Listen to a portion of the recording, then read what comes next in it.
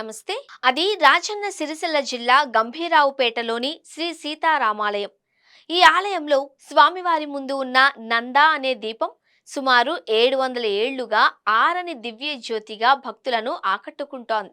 ఈ దీపం కేవలం ఒక వెలుగు కాదు, శతాబ్దాల విశ్వాసానికి నిలువెత్తు ప్రతీకగా అక్కడి భక్తుల నమ్మకం. ఇదే ఆ గ్రామానికి ఆధ్యాత్మిక గుర్తింపుగా నిలిచింది. వివరాల్లోకి వెళితే క్రీస్తు పూర్వం 1314వ సంవత్సరంలో కాకతీయుల కాలంలో ఈ ఆలయాన్ని నిర్మించినట్లు గుడిలోని శాసనాల ద్వారా తెలుస్తోంది. ఈ ఆలయ ప్రత్యేకత ఏంటి అంటే మూల విగ్రహాల ప్రతిష్టకు ముందే ఇక్కడ నందా దీపాన్ని ప్రతిష్ఠించారట.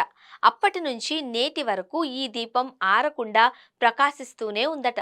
ఆలయానికి వచ్చిన భక్తులు ఈ దీపానికి నూనెను సమర్పిస్తూ దాని జ్వాలను ఆరిపోకుండా చూసుకుంటున్నారట.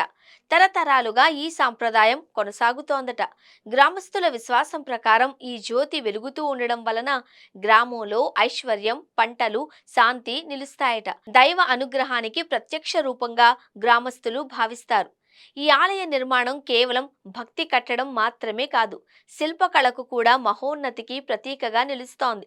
ఈ ఆలయంలో 16, 18 రాతి స్తంభాలతో అద్భుత మండపాలు, చతురస్రాకార నిర్మాణ శైలి, శిల్పాలలో కనిపించే నిగూఢమైన నైపుణ్యం. ఈ నిర్మాణం కాకతీయుల కాలపు కళాత్మక ప్రతిభను ప్రతిబింబిస్తూ చరిత్రను జీవాంతంగా నిలబెడుతోంది. ప్రతి సంవత్సరం శ్రీరామనవమి సందర్భంగా ఈ ఆలయం భక్తులతో కిటకిటలాడుతుంది.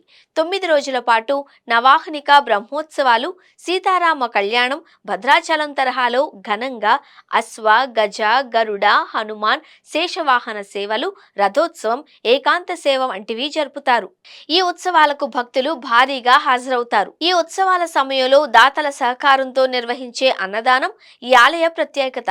గ్రామస్తులు సమిష్టిగా భాగస్వామ్యం వహిస్తూ ప్రతి భక్తునికి సేవ చేయడం ఈ క్షేత్ర ఆధ్యాత్మికతను మరింత పెంచుతోంది.